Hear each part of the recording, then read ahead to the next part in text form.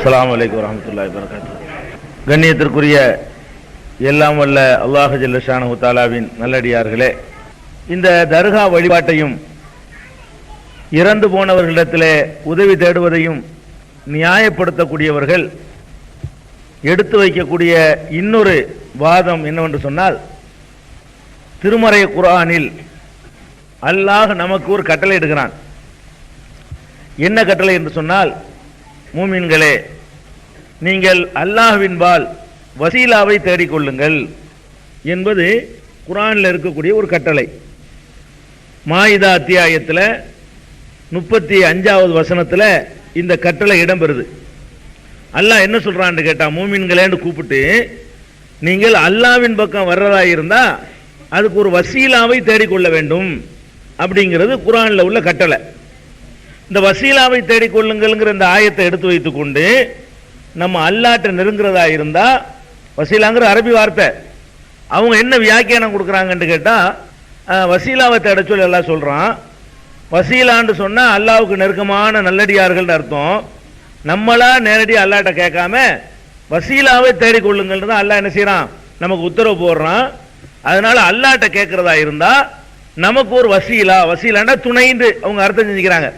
நமக்கு ஒரு துணையாக ஒரு ஆள் என்ன செய்யணும், இடைத்தரகராக வைத்துக் கொள்ளணும் அப்படின்னு சொல்லி இந்த ஆயத்திற்கு வியாக்கியானம் கொடுக்குறாங்க. இது ஒரு சாரார். அப்ப வசீலாவை தேடிக்கொள்ளுங்கள் சொல்வதில் இருந்த நம்ம போய் அல்லாடையெல்லாம் போய் கேட்கக்கூடாது. வசீலாவை தான் அல்லாஹ் தேட சொல்றான். நம்ம அங்க தேடிட்டோம்னு சொன்னா அவங்க அல்லாட்ட கேட்டுருவாங்க. இது அவங்களுக்கு பெரிய ஆதாரம். இன்னொரு சாரார் வசீலாவுக்கு வேற அர்த்தம் கொடுக்குறாங்க. என்ன அர்த்தம் கேட்டா, நம்ம அல்லாட்ட தான் கேட்கணும். அல்லாட்ட கேட்கும் பொழுது அதை கூட இதை கூட கேட்கறத விட இன்னாருடைய பொருட்டால் எங்களுக்கு கூட அல்லாஹ் அப்படின்னு கேட்கறது வசீலா. இன்னொருத்தர் வியாக்கியானம், அல்லாட்ட நம்ம கேட்கும் போது யா அல்லாஹ் எங்களுக்கு வந்து ரிசுக்க கொடு, எங்களுடைய நோயை போக்கு, எங்க ஊருக்கு செழிப்பை உண்டாக்கு என்று கேட்டுட்டு இந்த பிரார்த்தனையை இந்த மகானுடைய பொருட்டால் நீ ஏற்றுக்கொள்வாயாக, இந்த அவுலியாவுடைய பொருட்டால் ஏற்றுக்கொள்வாயாக, இந்த நபியுடைய பொருட்டால் ஏற்றுக்கொள்வாயாக, இப்படி கேட்கறதுக்கு பேர் வசீலா. இன்னொரு சாரார் வசீலா தேடுங்கள்னு தான் அல்லாஹ் சொல்றான். வசீலாங்கிறது அரபியில உள்ள ஒரு வாசகம். இதுக்கு வந்து இவங்க தன்னிச்சையாக என்ன அர்த்தம் கொடுக்கணும்னு நான் ரெண்டாவது சொல்றேன். அவங்களுடைய வாதம் என்னன்னு கேட்டா, அல்லாஹ் வந்து வசீலா தேடுங்கள்னு சொல்லும் பொழுது நம்ம பெரியார்களை பிடித்துக் கொள்ள சொல்லித்தானே அந்த ஆயத்து நமக்கு கட்டளை இடுது. அதனால தானே நாங்க வந்து அவுலியாக்கள் மகான்கள் பேரால நாங்க அல்லாட்ட போய் கேட்கிறோம். இதை எப்படி நீங்க தப்புன்னு சொல்றீங்க என்ற ஒரு வாதத்தை இந்த குர்ஆனுடைய வசனத்தை எடுத்து வைத்துக் கொண்டு வாதிடுறாங்க. ஆனா உண்மையிலேயே வசீலாங்கிற வார்த்தைக்கு வந்து அரபு சொல்லுது. இந்த சொல்லுக்கு என்ன பொருள்னு கேட்டா, அதாவது துணை சாதனங்கள்னு பொருள். வசீலாக்கு என்ன பொருள்? இப்ப நம்ம வந்து ஒரு ஆறு தண்ணி ஓடிக்கிட்டு இருக்கு, அந்த ஆற்றை நம்ம கடக்கணும். கடக்குவதற்கு நமக்கு ஒரு படகு வேணும். ஆற்றை கடக்குவதற்கு படகு வசீலான்னு சொல்லுவாங்க. உதாரணத்துக்காக வேண்டி ஆற்றை கடந்து செல்வதற்கு எது ஒரு சாதனமா நமக்கு யூஸ் ஆகுதோ அதுதான் அரபு மொழியில் என்ன சொல்லப்படும், வசீலான்னு சொல்லப்படும். அதே மாதிரி ஒவ்வொன்றுக்கும் ஒரு சாதனம் தேவைப்படும். மாடியில் ஏறணும்னா படி நமக்கு வசீலாவா இருக்குது. மாடியில் ஏறி போறதா இருந்தா படியோ அல்லது லிப்டோ என்ன இருக்கு நமக்கு வந்து வசீலாவா இருக்கு. இந்த படி நான் மாடியில ஏறுவதற்கு எனக்கு வசீலாவாக இருக்கிறது சொல்லுவாங்க அரபில. அரபு மொழியில அதாவது ஒரு காரியத்தை செய்வதற்கு துணை செய்யக்கூடிய சாதனங்களை பூரா வசீலான்னு சொல்லுவாங்க. அரபு மொழி இலக்கண பிரகாரம் உள்ள நேரடி அர்த்தம் என்னன்னு கேட்டா, துணை சாதனம், அகராதி அர்த்தம் இது. அப்ப எல்லாமே எழுதுவதற்கு பேனா வசீலா, நம்ம எழுதுறோம், எழுதுவதற்கு யூஸ் ஆகுறது எது, பேனா அல்லது பென்சில். அது பென்சில் என்பது எனக்கு ஒரு வசீலாவா யூஸ் ஆகுது. என் விரல்னால நான் எழுத முடியாது. அப்ப விரலை கொண்டு எழுத முடியாதனால என்ன பண்றோம், எழுதுவதற்குன்னு ஒரு பொருளை வச்சுக்கிறோம். அதுதான் துணை சாதனம்னு பேர். இப்படி நிறைய எதை வேண்டாலும் நீங்க வசீலான்னு சொல்லலாம். எதெல்லாம் உங்களுக்கு ஒரு காரியம், சமையல் செய்வதற்கு பாத்திரம் வசீலாவா இருக்கு. சமையல் செய்யணும்னு சொன்னா அதுக்கு ஒரு பாத்திரம் நமக்கு என்னவா இருக்கு, வசீலாவா யூஸ் ஆகிட்டு இருக்குது. இப்படியே நிறைய என்ன விஷயத்துக்கு வேண்டாலும் நம்ம என்ன செய்யலாம், சொல்லிக்கலாம். பிரயாணம் செய்யறதுக்கு வாகனம் வசீலாவா இருக்குது. அப்ப அல்லாஹ் என்ன சொல்றான்டா, இது அகராதி அர்த்தம். வசீலாவை தேடிக்கொள்ளுங்கள்.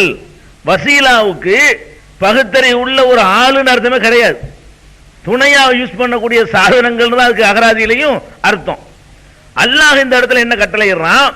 நீங்கள் அல்லாஹ்வின் பக்கம் ஒரு வசீலாவை தேடிக்கொள்ளுங்கள், ஒரு சாதனத்தை தேடிக்கொள்ளுங்கள் அப்படின்னு அல்லாஹ் சொல்றான். சாதனம்னு சொன்ன உடனே இவங்க சாதனம்னு என்ன விளங்கிட்டாங்கன்னு கேட்டா, சாதனம்னா மகான்களை தான் அல்லாஹ் சொல்றான் போல இருக்கு. மகான்களை சொல்றதுக்கு வசீலாங்கிற வார்த்தை யூஸ் பண்றது இல்ல. அப்படி இருந்தா பெரியார்களே, பெரியார்கள் அரபுல வார்த்தை இருக்குது, அவுலியாண்டு வார்த்தை இருக்குது, அம்பியாண்டு ஒரு வார்த்தை இருக்குது. நீங்க அம்பியாக்களை தேடிக்கொள்ளுங்கள், அவுலியாக்களை தேடிக்கொள்ளுங்க நல்லா சொல்லியிருப்பான். அல்லாஹ் என்ன வார்த்தை யூஸ் பண்றான்னு கேட்டா வசீலா என்ற வார்த்தை யூஸ் பண்றான். அகராதியில அதுக்கு அர்த்தம் சாதனம்னு அர்த்தம். சரி, நல்ல அறிஞர்கள் இப்ப இந்த சமீப காலத்தில் உள்ள ஆட்கள் தான் வசீலாவுக்கு கபருன்னு விளங்கிட்டு இருக்கிறாங்க. வசீலாவுக்கு மூத்த போனால் வியாக்கியானம் கொடுக்குறாங்க. ரசூல் ஸல்லல்லாஹு அலைஹி வஸல்லம் 3 தலைமுறையை பாராட்டி சொன்னாங்க. ஹைருல் கரணி கரணி, சும்மல்லதீன யலூனஹும், சும்மல்லதீன யலூனஹும். சமுதாயத்திலே சிறந்த சமுதாயம் என் காலத்து சமுதாயம், சஹாபாக்கள். சும்மல்லதீன யலூனஹும், அதற்கு அடுத்து வருகின்ற தாபியன்கள் இருக்காங்களே அவங்க அடுத்து சேர்ந்தவர்கள். சும்மல்லதீன யலூனஹும், அதுக்கு அடுத்து வரக்கூடிய தபூ தாபியன்கள் சமுதாயத்தில் அடுத்து சேர்ந்தவர்கள். அதுக்கப்புறம் எந்த சமுதாயமும் சிறந்த சமுதாயம் சொல்ல முடியாது. ரசூல் ஸல்லல்லாஹு சொல்லிட்டாங்க. இருக்கிற மொத்த சமுதாயத்திலேயே ஃபர்ஸ்ட் இடம் யாருக்குன்னு கேட்டா சஹாபாக்களுக்கு, அடுத்து சஹாபாக்கள்கிட்ட பாடம் கற்ற தாபியன்களுக்கு, அடுத்து தாபியன்கள்கிட்ட பாடம் கற்ற தபூ தாபியன்களுக்கு. அவங்களுடைய மாணவரா வந்தாங்கல்ல 3வது ஜெனரேஷன். இந்த 3வது ஜெனரேஷன்ல உள்ளவங்க தான் சிறந்தவர்கள் 3வது இடத்துல இருக்கிறாங்க. இந்த 3 ஜெனரேஷன்ல வாழ்ந்த அறிஞர்கள்ல யாருமே வசீலாங்கிற வார்த்தைக்கு ஒரு பெரியாரு, ஒரு மகானு, ஒரு அவுலியா, ஒரு நபி என்ற அர்த்தம் கொடுக்கவே இல்லை. எல்லாரும் ஏகமானதா ஒரு கருத்து வேறுபாடு இல்லாம கொடுத்த வியாக்கியானம் என்னன்னு கேட்டா, அல்லாவை நெருங்குவதற்கு வசீலாவை தேடுங்கள் சொன்னா, வசீலா என்றால் இபாதத்து, வசீலா என்றால் இறைவன் திருப்தி விடக்கூடிய வணக்க வழிபாடுகள். வணக்க வழிபாடுகள் மூலமாகத்தான் நீங்க அல்லாஹ்ட்ட நெருங்கணுமே தவிர, நான் ஒண்ணுமே அல்லாஹ்வுக்கு செய்ய மாட்டேன் ஆனா எனக்கு அல்லாஹ் எல்லாம் செய்யணும் அது நினைக்காது என்று அல்லாஹ் சொல்றான். வேற ஒண்ணும் இல்லை. நம்ம தொழுவது இல்லை, நோன்பு நோக்கிறது இல்லை. அல்லாஹ் என் வைத்த வழி போய்க்கிறேன், இத்தனை நாள கேட்கிறேனே போக மாட்டேங்கிறானே, நீ என்ன பண்ண அல்லாஹ்வுக்கு? அவன் உன் மீது விதித்த கடமையை செஞ்சியா? அவன் உன்கிட்ட எதிர்பார்க்கிறான் அதை செஞ்சியா அப்படின்னு நல்லா கேட்பான். அப்ப வசீலா அல்லாஹ் நெருங்குறதுக்கு எது சாதனம்னு குர்ஆனை தேடி பார்த்தோம்னு சொன்னா, நம்மளுக்கு என்னென்னலாம் கட்டளை இடுறானோ அதெல்லாம் அல்லாஹ் நெருங்குறதுக்குள்ள சாதனம். தொழுகை அல்லாஹ்வை நெருங்குவதற்கான சாதனம். அல்லாஹ் அங்க இருக்க நம்ம இங்க இருக்கோம்னா நெருங்கணும். அல்லாஹ்வை நெருங்குறதுக்குள்ள சாதனம் எது? தொழுகை ஒரு சாதனம், நோன்பு சாதனம், கடமையான வணக்கங்கள் சாதனம், நபிலாக தேர்ந்தெடுத்து நம்ம செய்யற வணக்கங்கள் அது சாதனம். அதை கொண்டு அல்லாஹ்வை நெருங்கிட முடியும். எப்படி கீழே கிடக்கிற நம்ம ஒரு படின்னு ஒண்ணு இருந்தா மேலே ஏறி போயிடலாமோ, அதே மாதிரி இங்க இருந்து நம்ம சொர்க்கம்ங்கிற இடத்தை போய் அடையணும்னு சொன்னா அதுக்கு ஒரு படி வேணும். அது என்ன படியின் மூலமா போக முடியும்? அவரே படியை தேடிட்டு இருக்கிறாரு. யார் மூத்தா போயிட்டு அவருக்கு ஒரு படி வேணும். நீங்க எப்படி படியை வச்சு சொர்க்கத்துக்கு போக முடியுமோ, நபிமார்களா இருந்தால் அவரும் போய் சேரணுமே, அவருக்கு ஒரு படி வேணும். இப்ப எல்லாரும் படியின் பக்கம் தேவைப்படுறோம். அந்த படி என்ன? படி என்னன்னு கேட்டா தொழுகை இபாதத்து. அப்ப படியில ஏறி போற ஒருத்தனை போய் நம்ம படியாக்க முடியுமா? ஒருத்தன் படியில ஏறி அவன் போய்கிட்டு இருக்கிறான், அவன் முதுகுல ஏறிக்கிட்டு நான் போவேன்னு சொல்ல முடியுமா? சொல்ல முடியாது. அப்ப அந்த ஆள்களே படியில ஏறி போய்கிட்டு இருக்கிறாங்க. மூத்தா போன எல்லாருமே அவங்களுக்கு ஒரு படி வேணும். நம்ம இபாதத்து என்ன ஆகும் தெரியல, இந்த படியில ஏறி சென்றுலாமா நினைச்சிட்டு இருக்கிறாங்க. இவன் படியை விட்டுவிட்டு படியில ஏறி போற ஆளை பிடிச்சிக்கிறேன்னு சொல்றான். அவர் பிடிச்சி இழுத்து என்ன செய்ய போறான்? நான் வெற்றி அடைவேன்னு நினைக்கிறான். அப்ப ஹசன் பசரி பெரிய அறிஞர், தாபீன்கள்ல உள்ள ஒரு ஆளு, முஜாஹிது தாபீன்கள்ல உள்ளவர், கத்தாதா தாபீன்கள்ல உள்ளவர், அத்தாங்கிறவர் அவரும் பெரிய அறிஞர், இப்னு சயீதுங்கிறவர், அப்துல்லா இப்னு கசீருங்கிறது, இவ்வளவு பெரியவர்கள்லாம் தாபீன்கள்ல உள்ளவங்க. குர்ஆனுக்கு விரிவுரை சொன்னவர்கள். இந்த வசீலாங்கிறது அரபி வார்த்தைக்கு என்ன அர்த்தம்னு சொல்ல வரும் பொழுது அல் குர்பத்து, அல்லாஹ்வை நெருங்கும் வணக்கம். என்ன சொல்றாங்க? வசீலாவுக்கு அர்த்தம் ஆளை தேடிக்கிறீங்க. நல்லா உங்களுக்கு சொல்லல, அமலை தேடிக்கிறீங்க. சும்மா போய் அல்லாட்ட கேட்காதீங்க, ஏதாவது செஞ்சுட்டு அல்லாட்ட கேளுங்க அப்படின்னு சொல்லி எல்லா அறிஞர்களும் விளக்கம் கொடுக்குறாங்க. இப்னு கசீர் அவர்கள் ரொம்ப அழகான இந்த கருத்தை எல்லாம் சொல்லிவிட்டு என்ன செய்யறாங்கன்னு கேட்டா, சுஃபியான சௌரி, அது மாதிரி இப்னு அப்பாஸ், முஜாஹிது, அபு வாயில், ஹசன், கத்தாதா இவங்கெல்லாம் சொன்ன இந்த கருத்தை தகர்ரபு இலைஹி பிதாத்திஹி, அவனுக்கு வழிபாடு செய்வதன் மூலமாக, அவனுடைய கட்டளைகளை ஏற்று நடப்பதன் மூலமாக அவனிடத்தில் நீங்கள் ஒரு நெருக்கத்தை தேடிக்கொள்ளுங்கள், இதான் அதுக்கு அர்த்தம் அப்படின்னு சொல்லிவிட்டு, அவர் இப்னு ஹஜர் சொல்றார், ஹாதல்லதி காலஹு ஹாவுலாய் லைமத்து லா ஹிலாஃப பைனல் முஃபஸ்ஸிரீன ஃபீஹி. இந்த வசீலா என்பதற்கு இபாதத்து தான் அர்த்தம் என்பதில் எந்த நல்ல தஃசீர் விரிவுரையாளர்களுக்கு மத்தியில் கருத்து வேறுபாடு இல்லை. அப்படின்னா ஒரு முஃபஸ்ஸிர்னு சொல்லலையாம். இப்னு கஸீர் சொல்றாரு, வசீலாவுக்கு என்னதான் அர்த்தம்? அமல்னு தான் அர்த்தமே தவிர, நல்லறங்கள் தான் அர்த்தமே தவிர, நீங்க யாரையாவது பிடிச்சி தொங்கிக்கிறங்கிற அர்த்தம் கண்டிப்பா கிடையாது என்று எல்லா அறிஞர்களும் வியாக்கியானம் கொடுத்துறாங்க. ஒரு வசீலாங்கிற சொல்லுக்கு அர்த்தம் சொல்றதா இருந்தா அந்த மொழியில யாரு பாண்டித்தியம் பெற்றிருக்கிறார்களோ அவங்க சொல்றதா நம்ம எடுத்தா பார்க்கணும். வசீலாங்கிற அரபி வார்த்தை, அது எப்படி மார்க்கமானு கேட்டக்கூடாது. அரபு மொழியில உள்ள இந்த வார்த்தைக்கு என்ன அர்த்தம் என்பதை அரபு மொழியில பாண்டித்தியம் பெற்ற அந்த மக்கள் தான் வளர்க்க முடியும். அந்த மொழியை கரைத்து குடித்த திருக்குர்ஆனுடைய விரிவுரையாளர்கள் என்ன சொல்றாங்கன்னு கேட்டா, வசீலானா குர்பா, வணக்கம், இபாதத்து, அல்லாஹ்வை அடைவதற்கு உரிய வணக்க வழிபாடுகள் என்று அதான் விளக்கம். இப்ப நம்ம எடுத்து பார்த்தோம்னு சொன்னா வசீலாவை தேடிக்கொள்ளும் அல்லாஹ் சொல்றான் பாத்தீங்களா. இத குர்ஆன்ல இருந்து எடுத்து பாத்தீங்க பாருங்களேன், சூரத்துல் ஃபாத்திஹாவுல அல்லாஹ் கற்று தர்றான். எப்படி கற்று தர்றான்? ஈயாக்க நஅபுது வ ஈயாக்க நஸ்தஈன். உன்னை வணங்குறோம், உன்னிடத்துல உதவி தேடுறோம். உதவியை சும்மா தேடக்கூடாதான். உதவி தேடுறதுக்கு முன்னாடி நீ என்ன பண்ணணும்? நீ எனக்கு என்ன செய்வேன்னு முதல் சொல்லிட்டு அப்புறம் நான் என்ன செய்வேன் ரெண்டாவது பேசு. அல்லாஹ் நம்மள்ட்ட என்ன எதிர்பார்க்கறான்? நான் எனக்கு உனக்கு வேலைக்கார மாதிரி, நீ கேட்டவன் நான் தர்ற மாதிரி நினைக்காதப்பா. நீ எனக்கு எந்த அளவுக்கு அடிமைத்தனத்தை வெளிப்படுத்துவ சொல்லுது முதல்ல, அப்புறமே என்கிட்ட கேள்வி. அதுக்கு தான் அல்லாஹ் ரெண்டையும் கற்று தர்றான். சூரத்துல் ஃபாத்திஹாவில் நமக்கு சொல்லி தர்றான், ஈயாக்க நஅபுது, உன்னையே நாங்கள் வணங்குகிறோம் அப்படி சொல்லிவிட்டு உன்னிடமே உதவி தேடுகிறோம். ஈயாக்க நஸ்தஈன், முதல் வணங்குறேன்னு சொல்லிவிட்டு அப்புறம் உதவி தேடுறேன்னு சொல்லு. அழகா மேட்ச் ஆகுது பாத்தீங்களா? அல்லாஹ் எதை தேட சொல்றான்? நீங்கள் என்னிடத்துல உதவி தேடுவதற்கு முன்னாடி நீங்கள் ஒரு சாதனத்தை தேடிக்கிறீங்க. அந்த சாதனம் தான் என்னது? இபாதத்துகள், வணக்க வழிபாடுகள். அதை சூரத்துல் ஃபாத்திஹாவுல எல்லாம் நினைஞ்சிடறான், சொல்லி காட்டுறான். திருக்குர்ஆன்ல முதல்ல உள்ள வசனம் ஃபாத்திஹா, முதல்ல இறங்கின வசனம் எது? அங்கேயும் சொல்லி தர்றான். குர்ஆன்ல முத இறங்கின அத்தியாயத்திலையும் இந்த டாபிக் எல்லாம் வலியுறுத்துறான். குர்ஆன்ல இப்ப முதல்ல வைக்கப்பட்டிருக்குத அந்த சூறாவுலையும் அல்லாஹ் ரெண்டையும் தான் சொல்றான். அதாவது ஈயாக்க நஅபுது வ ஈயாக்க நஸ்தஈன் முதல் சூரா ஃபாத்திஹா. முதல்ல இறங்கின சூரா எது? இக்ரா, சூரத்துல் அலக். இந்த அலக்குடைய கடைசி ஆயத்து எப்படி வருது? கல்லா லா துதிஉஹு வஸ்ஜுத் வக்தரிப், நீ அவனுக்கு கட்டுப்படாதே, வஸ்ஜுத் சஜிதா செய், வக்தரிப் அதன் மூலம் என்ன நெருங்கு. அல்லாஹ் என்ன சொல்றான்னு கேட்டா, சஜிதாங்கிற வணக்கத்தின் மூலமா தான் நீ நெருங்கணும். சும்மா நெருங்குறேன்ல அந்த விளையாட்டுலாம் நடக்காது. வஸ்ஜுத் வக்தரிப், சஜிதா செய்து விட்டு என்னை நெருங்கு. அப்ப முதல்ல இறக்கின வசனத்திலே அல்லாஹ் தெளிவுபடுத்துறான், என்னை நீ நெருங்குறதா இருந்தால் வணக்கங்கள் இபாதத்துகள் அதிகம் செய்து என்னை நீங்கள் நெருங்க வேண்டும், அதான் சாதனம். இவ்வளவு தெளிவாக சூரத்துல் ஃபாத்திஹாவும் விளக்கம் கொடுக்குது, சூரத்துல் அலக்லையும் விளக்கம் இருக்கிறது. அது மாத்திரம் இல்லாம பெருமானார் ஸல்லல்லாஹு அலைஹி வஸல்லம் அவர்கள் சொன்னார்கள், மா தகர்ரப இலைய அபதி பிஷையின் அஹப்ப இலைய மிம் மஃப்தரல்து அலைஹி. எந்த ஒரு அடியானாக இருந்தாலும் நான் அவனுக்கு கடமையாக்கி இருக்கிறேனே அதன் மூலமாகவே தவிர என்னிடத்திலே எவனும் நெருங்க முடியாது என்று அல்லாஹ் சொல்வதாக ரசூலுல்லாஹி சொல்றாங்க. ரசூலுல்லாஹி சொல்றாங்க, மாத்த கர்ரபை அல்லாஹ் சொல்வதாக சொல்றாங்க, ஹதீஸ் குதுசி. மாத்த கர்ரபை இலைய அபதி, என் பக்கம் என்னுடைய அடியான் நெருங்க முடியாது, பிஷையின் அஹப்ப இலைய எனக்கு விருப்பமான ஒன்றை கொண்டு நெருங்க முடியாது, மிம் மஃப்தரல்து அலைஹி நான் அவன் மீது கடமையாக்கி இருக்கிறேனே அந்த காரியத்தை தவிர வேற காரியத்தை கொண்டு என்று நெருங்க முடியாது. அதுக்கப்புறம் ஒமாயசால் அபதி எத்தகர்ரபு இலைய பின்னவாஃபிலி, கடமையானதை கொண்டு நெருங்கின பிறகு உபரியான நபில்களை கொண்டு என்னை மேலும் அடியான் நெருங்கி கொண்டே இருக்கிறான்.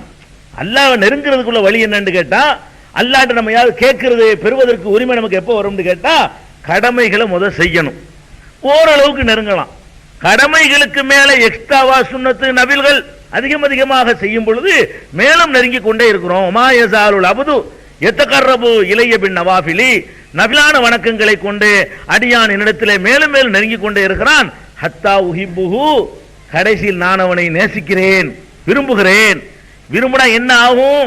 ஃபைதா அஹ்பப்துஹு, அவனை நான் விரும்ப ஆரம்பித்து விட்டேன் என்று சொன்னால், குன்து சம்அஹுல்லதி யஸ்மஉ, அவன் கேட்கின்ற செவியாக நான் ஆவேன். ஓ பஸரஹுல்லதி யப்சுரு பிஹி, அவன் பார்க்கின்ற பார்வையாக நான் ஆகிவிடுவேன். எதகுள்ளத்தி எபுதிஷு பிஹா, அவன் பிடிக்கின்ற கையாக நான் இருப்பேன். ஒரு இஜில உள்ளத்தி எம்சி பிஹா, அவன் நடக்கின்ற காலாகவும் நான் இருப்பேன்.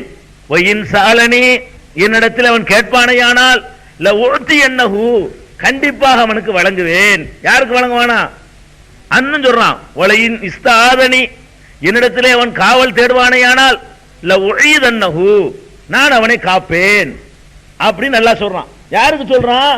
கடமையான வணக்கங்களை கொண்டு என்னை நெருங்கி, உபரியான வணக்கங்களை கொண்டு மேலும் நெருங்கி, அந்த அளவுக்கு எப்ப பார்த்தாலும் அல்லாவுக்கு உரிய காரியத்தை அதிகம் அதிகம் செய்து கொண்டு இருப்பானேயானால் எந்த அளவுக்கு ஆயிரம் என்று கேட்டா, அவன் கையாக நான் ஆவேன். கையாவன் அல்லவாயிருவான் அர்த்தம் இல்ல. அவன் கையில செய்யற வேலைகளுக்கு நான் பக்கபலமா நிற்பேன். அவன் கண்ணாக நான் வேண்டாம், அல்லாவுடைய கண் இவனுக்கு வந்துடாது. இவன் இந்த திரைக்கு அப்பால உள்ள பாத்திர முடியாது. அதுக்கு என்ன அர்த்தம்? என்ன பார்க்க முடியாது. வேற வேற வசனங்கள் குர்ஆன்ல தெளிவா சொல்லப்பட்டிருக்கு. அதனால என்ன அர்த்தம்? உன்னுடைய பார்வையில உள்ள அந்த பலமாக நான் நிற்பேன். உனக்கு பக்கபலமா இருப்பேன். உன்னுடைய பார்வைக்கு பாதுகாப்புனா, உன்னுடைய கேள்விக்கு பாதுகாப்புனா, உன்னுடைய கைக்கு பாதுகாப்புனா, உன்னுடைய காலுக்கு பாதுகாப்புனா, எல்லாமே நான் ஆகிவிடுவேன் அப்படின்னு சொல்லி அல்லாஹ் சொல்வதாக நபிகள் நாயகம் ஸல்லல்லாஹு அலைஹி வஸல்லம் சொல்லக்கூடிய இந்த ஹதீஸ் புகாரியில இடம்பெற்றிருக்கக்கூடிய 6137 புகாரியில் இடம்பெற்றிருக்கக்கூடிய ஆதாரபூர்வமான ஹதீஸ். அப்ப இதுல என்ன நமக்கு விளங்குது? அல்லாஹ்விடத்தில் நெருக்கத்தை தேடுவதற்கு எந்த ஒரு இடத்திலையும் யாரையாவது பிடித்துக் கொள்ளுங்கள், ஒரு ஆளை துணைக்கு வச்சுக்கிறீங்க, ஒரு ஆளுடைய பொருட்டால கேளுங்க அப்படின்னு அர்த்தமே கிடையவே கிடையாது. அதை சொல்லக்கூடிய ஒரு குர்ஆன் வசனமும் இல்ல, அதை சொல்லக்கூடிய ஒரு ஹதீஸும் இல்ல. இப்ப நல்லா விளங்கிருச்சா? இப்ப எடுத்து பாருங்க. மூமின்களே, நீங்கள் வசீலாவை தேடுங்கள், அவனின் பக்கம் செல்வதற்கு வசீலாவை தேடிக்கொள்ளுங்கள். என்ன அர்த்தம்? நல்ல நல்ல இபாதத்துகளை செய்து தேடிக்கொள்ளுங்கள் அப்படின்றது அர்த்தம். இப்ப இவங்க சொல்ற அர்த்தம் எப்படியெல்லாம் தப்புங்கிறத பாருங்க. இப்ப இவங்க என்ன அர்த்தம் செய்யறாங்க? வசீலான்னா ஒரு ஆளை துணைக்கு கூப்பிட்டுக்கிறது, அல்லாட்ட கேட்கறது கூட ஒரு புரோக்கர் மாதிரி ஒரு ஆளை இடையில பிடிச்சிக்கிறது, அதான் வசீலாங்கிறாங்க. அல்ல அல்லாட்ட கேட்கும் பொழுது அவர் பொருட்டால் இவர் பொருட்டால் அப்படின்னு சொல்வதுதான் வசீலாங்கிறாங்க. சரி, இப்ப பாருங்க, இந்த குர்ஆன் அந்த ஆயத்தை நான் அப்படி வாசிக்கிறேன். யா அய்யுஹல்லதீன ஆமனு, அவங்க சொல்லக்கூடிய இந்த வசீலா பத்தி சொல்லக்கூடிய அந்த ஆயத்துல 3 ஆர்டர் நமக்கு போடப்படுது.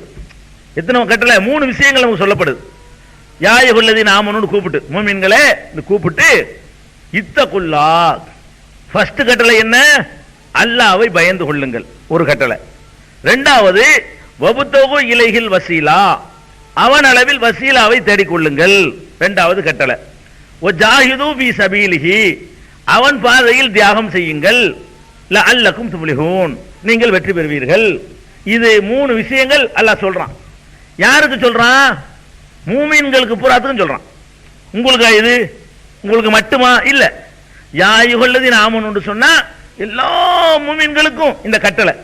யா அய்யுஹல்லதீன ஆமனு கூப்பிட்டு போடுற கட்டளைய எல்லாரும் செய்தாக வேண்டும், எல்லாரும் செஞ்சாகணும். இப்ப மூமின்களேன்னு கூப்பிட்டு அல்லாஹ்வை பயந்து கொள்ளுங்கிற முதல் கட்டளை இருக்குல்ல, இந்த கட்டளையில ரசூல் ஸல்லல்லாஹு அலைஹி வஸல்லம் அடங்குவார்களா மாட்டார்களா? அடங்குவாங்க.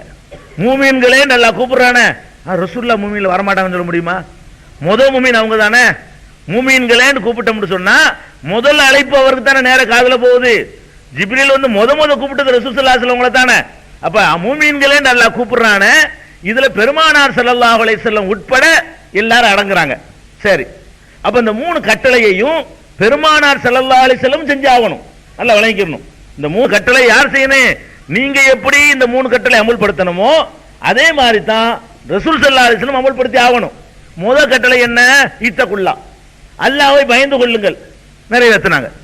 பெருமானார் ஸல்லல்லாஹு அலைஹி வஸல்லம் அவர்கள் நம்ம எல்லாத்தையும் விட அதிகமா அல்லாஹ் அஞ்சினாங்க. நம்மளை எல்லாம் விட கூடுதல் அஞ்சினாங்க. ராத்திரில எல்லாம் கால் வீங்குற அளவுக்கு எல்லாம் எந்திரிச்சு தொழுது இருக்கிறாங்க. சுபுகுல இருந்து இஷாவுல இருந்து சுபு வரைக்கும் எல்லாம் கூட தொழுது இருக்கிறாங்க. எல்லா வகையிலும் எவ்வளவு கஷ்டமான வாழ்க்கை அல்லாஹ்வுக்காக சகிச்சுக்கிட்டாங்க. அல்லாஹ்வுக்கு பயந்து பயந்து தங்களை வருத்தி கொண்ட ஒரு காட்சியை நம்ம பார்க்கிறோம். இத்தகுல்லா என்ற கட்டளையை ரசூல் ஸல்லல்லாஹு அலைஹி வஸல்லம் அவர்கள் அப்படியே நிறைவேற்றினார்கள். அல்லாஹ் கட்டளை போடுறான், மூமின்களேன்னு கூப்பிட்டு அல்லாஹ்வை பயந்து கொள்ளுங்கள் கட்டளை போடுறான். இந்த கட்டளையை அல்லாஹ்வை பயந்து கொள்ளுங்கள் என்ற இந்த ஆர்டரை பெருமானார் ஸல்லல்லாஹு அலைஹி வஸல்லம் 100% கடைபிடிச்சாங்க. அல்லாஹ்வை எப்படி அஞ்சணுமோ அப்படி அஞ்சினாங்க. நம்மள அப்படி அஞ்சல, கொஞ்சம் கொஞ்சம் அஞ்சிரும். 100% நம்ம அஞ்சணும்னு சொல்ல முடியாது. பெருமானார் ஸல்லல்லாஹு அலைஹி வஸல்லம் ஆனா அத்தகாக்கும் லில்லாஹ், அல்லாஹ்வை உங்களை விட நான் தான் ரொம்ப பயப்படுறேன்டாங்க. அவங்களே சொல்லிட்டு போயிட்டாங்க. பெருமானார் ஸல்லல்லாஹு அலைஹி வஸல்லம் அவர்கள் இந்த கட்டளை அமல்படுத்திட்டாங்க. சரி, அடுத்த கட்டளை என்ன? வசீலாவை தேடுங்கள். வசீலாவை தேடுங்கள் உங்களுக்கு மட்டும் கட்டளை இல்ல, ரசூல் ஸல்லல்லாஹு அலைஹி வஸல்லம் கட்டளை. அப்ப ரசூல் ஸல்லல்லாஹு அலைஹி வஸல்லம் ஒரு ஆளை போய் பிடிப்பாங்களா? இந்த கட்டளையை நீங்க நிறைவேற்றுற மாதிரி ரசூல் ஸல்லல்லாஹு அலைஹி வஸல்லம் நிறைவேற்றி ஆகணும். இவங்க வசீலான்னா ஒரு ஆளை போய் தொங்குறதுன்னு அர்த்தம் கொடுத்தாங்கன்னா, ரசூல் ஸல்லல்லாஹு அலைஹி வஸல்லம் அவங்களுக்கு இந்த கட்டளை இருக்குதே, அவங்க யாரை பிடிச்சி தொங்குனாங்க? இந்த கட்டளையை அமல்படுத்தாம போயிட்டாங்களா? அப்ப அல்லாஹ் ஒரு உத்தரவு போடுறான்னு சொன்னா முதலில் பெருமானார் ஸல்லல்லாஹு அலைஹி வஸல்லம் செஞ்சிருக்கணும். அப்ப இந்த கட்டளை வந்த உடனே யா அல்லாஹ் இப்ராஹிமுடைய பொருட்டால் எனக்கு தந்திரன்னு கேட்டாங்களா? இஸ்மாயில் பொருட்டால்னு கேட்டாங்களா? மூசா பொருட்டால் ஈசா பொருட்டால்னு கேட்டாங்களா? இல்லையே. இந்த கட்டளை இறங்கின பிறகு அமல்களை தான் அதிகமா செஞ்சாங்களே தவிர என்ன செய்யல? இந்த வசீலாவுக்கு இவங்க சொன்ன மாதிரி அர்த்தம் ரசூலுல்லாஹ் புரிஞ்சுக்கிறல. ரசூல் ஸல்லல்லாஹு அலைஹி வஸல்லம் இந்த அர்த்தம் இருந்தால் இந்த அர்த்தம் முதல்ல யாருக்கு விளங்க? ரசூலுல்லாஹ்க்கு விளங்கும். எந்த அர்த்தம்? வசீலாண்டா ஒரு ஆளை பிடிக்கிறது, வசீலாண்டா ஒரு மகானை பிடிச்சி தொங்குறது, ஒரு மூத்தா போன ஆளு பேரை சொல்லிக்கிட்டு துவா கேட்கிறது அப்படின்னு அர்த்தம் இருந்தால் அது முதல்ல யாருக்கு புரியும்? பெருமானார் ஸல்லல்லாஹு அலைஹி வஸல்லம் அவங்களுக்கு புரியணும். அப்ப அவர்கள் உடனே அமல்படுத்துவாங்க. குர்ஆன்ல ஒரு கட்டளை வந்தா உடனே அமல்படுத்துவாங்க. ஃபஸப்பிஹ் பிஹம்தி ரப்பிக சப்பிஹ் இஸ்ம ரப்பிக்கல் ஆலா வருது. சப்பிஹ் இஸ்ம ரப்பிக்கல் ஆலான்னா உயர்ந்த உன்னுடைய இறைவனை துதிப்பீராக அல்லாஹ் சொல்றான். உடனே ருக்குல அதை அமல்படுத்திடுறாங்க. சுப்ஹான ரப்பியல் சைதாவுல அமல்படுத்துறாங்கல்ல, சுப்ஹான ரப்பியல் ஆலாங்கறாங்க. சப்பிஹ் இஸ்ம ரப்பிக்கல் ஆலான்னு உத்தரவு வந்த உடனே அமல்படுத்துறாங்க ரசூல் ஸல்லல்லாஹு அலைஹி வஸல்லம். அப்ப ஃபஸப்பிஹ் பிஸ்மி ரப்பிக்கல் அலீம் அப்படின்னு உத்தரவு வந்த உடனே சுப்ஹான ரப்பியல் அலீம்னு சொல்லி என்ன செய்றாங்க? அந்த ஆர்டரை தொழுகையில நிறைவேற்றி காட்டுறாங்க. பெருமானார் ஸல்லல்லாஹு அலைஹி வஸல்லமுக்கு எந்த உத்தரவு வந்தாலும் உடனே அதுக்கு செயல் வடிவம் கொடுத்துட்டு போயிடுவாங்க. இவர்கள் சொல்ற அர்த்தம் இருந்தா ரசூலுல்லாஹ் என்ன பண்ணிருக்கணும்? இப்ப கட்டளை போட்டான்ல, மூமின்களே வசீலா தேடுங்கன்ட்டான். என்ன அல்லாஹ் வசீலா தேட சொல்லிவிட்டான். நான் இப்ராஹிம் பொருட்டால் கேட்க போறேன், நான் இஸ்மாயில் பொருட்டால் கேட்க போறேன், நான் மூசா பொருட்டால் கேட்க போறேன், நீங்கள் அப்படி கேளுங்கன்னு சொன்னாங்களா? அப்படி சொல்லாததுல இருந்த இந்த அர்த்தம் பொய்ன்னு விளங்குது. இந்த அர்த்தம் வசீலாண்ட அமல் தான். இந்த ஆயத்தை இறங்கினவன அமல் செஞ்சாங்களான்னு செஞ்சாங்க. இந்த ஆயத்தை இறங்கினவன அதிகமாக வாழ்க்கையில் அமல் செஞ்சாங்களா இல்லையா? செஞ்சாங்க. இந்த கட்டளையை அப்படியே ரசூல் ஸல்லல்லாஹு அலைஹி வஸல்லம் நிறைவேற்றினாங்க. அப்புறம் ஜாஹிது அல்லாஹ்வுடைய பாதையில நீங்கள் தர்ம போர் செய்யுங்கள், அறப்போர் செய்யுங்கள் அப்படின்னு இருக்கு. அதையும் செஞ்சாங்க. நியாயத்திற்காக போர் செய்வதிலையும் பெருமானார் ஸல்லல்லாஹு அலைஹி வஸல்லம் முன்னிலை நின்றாங்க. அல்லாஹ்வை அஞ்சுவதிலையும் முன்னிலை நின்றாங்க. நடுவுல உள்ள கட்டளை மட்டும் செய்யலங்கிறாங்க. அதான் அதையும் செஞ்சாங்க, இதையும் செஞ்சாங்க. அப்ப வசீலாவை தேடுங்கள்ங்கிற கட்டளை இருக்குல்ல, அதை செய்யணுமா இல்லையா? ரசூல் ஸல்லல்லாஹு அலைஹி வஸல்லம் நீ வைக்கிற அர்த்த பிரகாரம் பார்த்தா ரசூல் ஸல்லல்லாஹு அலைஹி வஸல்லம் கபர் இருக்காப்பா தேட சொல்லிருக்கணும். அல்லாஹ் சொல்லிவிட்டான், எங்கனா கபர் பார்த்துன்னு சொல்லுங்கப்பா, நான் வந்து கேட்க போறேன்னு சொல்லிருக்கணுமா இல்லையா? தேட சொன்னாங்களா? இடிக்க சொன்னாங்களா? இருக்கிறதா இடிச்சிடுவான்னு சொன்னாங்களே தவிர போய் தேடி பார்த்துட்டு கண்டுபிடிச்சு தர சொல்லல. எல்லாத்தையும் இடி தரமாட்டம் வாங்கிட்டு வந்து ஆள் அனுப்புனாங்க. அப்ப நமக்கு விளங்குது வசீலாங்கிறத வச்சு தான் ஏமாத்துறாங்க. இந்த ஆயத்தை கொண்டு காட்டுவாங்க, வசீலா தேடிக்கொள்ளுங்கள். இவன் என்ன செய்வான்? அதுதானே அல்லாஹ் சொல்றதை தான் நம்ம செய்யறோங்கிறாங்க. தர்காவுக்கு போறது தான் அல்லாஹ் சொன்னா நினைச்சிட்டான் இவன். அப்படி மௌலவிமார்கள் வந்து மக்கள் என்ன செய்யறாங்க? ஏமாத்திக்கிட்டு இருக்கிறாங்க. அப்ப மூமின்களை கூப்பிட்டு அல்லாஹ் 3 கட்டளை போடுறதுனால 3ஐயும் ரசூல் ஸல்லல்லாஹு அலைஹி வஸல்லம் அவர்கள் உட்பட எல்லாரும் செஞ்சாகணும். இவன் ஒரு அவுலியா கூப்பிடுறான்ல, அவுலியா கூப்பிடுறான். சாவுலமி பாசாவே மொய்தீன் அப்துல் காதிர் ஜிலானிங்கிறான். அவர் யாயுகல்லதீன ஆமனுல வர மாட்டாரா? மூமின்களேன்னு கூப்பிடுறான் இல்லங்க. அப்ப ஒரு மூமின் இல்லையா? அப்ப அவர் இப்ப தேடணுமே, அவர் எங்க போய் தருவாரு? நீ வசீலா தெருக்கு அவர் பிடிச்சுக்கிட்ட, அவர் யாரப்ப பிடிப்பாரு? இப்ப அவர் யாரை பிடிப்பாரு? அவரை நீனு பிடிச்சிரு. கடைசியா ஒரு ஆள்கிட்ட போய் நிக்கும்ல, அவர் யாரை பிடிப்பார்? நேர பிடிப்பாரு அல்லாம நீ நேர பிடிச்சிட்டு போ, முடிஞ்சு வச்சா கதை. அப்ப வசீலா தேடுங்கிற கட்டளை வந்து எல்லாருக்கும் உள்ளதுதானே. சாவுல மீது ஆண்டவருங்கிற அவருக்கும் வசீலா தேடி ஆகணும், அவரும் தேடணும். அவர் மூமினா இருந்தா மூமின்களேன்னு கட்டளை. அப்துல் காதிர் ஜிலானி வசீலா, நீ அவர் போய் வசீலாங்கிற, அட அவரே வசீலா தேடணும். அவரே என்ன செய்யணும்? வசீலா தேடணும். அல்ல அதை கூட பாருங்க, உரைக்கிற மாதிரி ஒரு இடத்துல சொல்லி காட்டுறான். புரியாத ஆட்களுக்கு புரிகிற மாதிரி, குளிது உள்ளதீன ஜாம்தும் மின் தூனிஹி, அல்லாஹ்வை விட்டு விட்டு நீங்கள் அழைக்கிறீர்களே அவர்கள் ஃபலா யம்லிகூன கஷ்ஃபல் துர்ரி அன்கும் வலா தஹவீலா, அவர்கள் உங்களுக்கு எந்த ஒரு தீமையையும் நீக்கவோ மாற்றவோ சக்தி பெற்றவர்களாக இல்லை அப்படின்னு சொல்லிவிட்டு, உலாயிக்க அவர்கள், எவர்கள் அழைக்கிறீர்கள் அவர்கள், அல்லது என்ன எதுவுன இவர்கள் யாரை அழைத்துக் கொண்டிருக்கிறார்களோ அவர்கள் எபுத்தகூன இலா ரப்பிஹிமுல் வசீலா, அவர்களே இறைவன்பால் வசீலாவை தேடிக்கொண்டிருக்கிறார்கள். நீ போய் அவரை பிடிக்கிறேன் அல்லாஹ் கேட்கிறான். இந்த வசீலாங்கிற இதே வார்த்தை வந்து குர்ஆன்ல வந்து இஸ்ரா பனி இஸ்ராயல்ங்கிற சூறாவுல 57வது வசனத்துல வருது.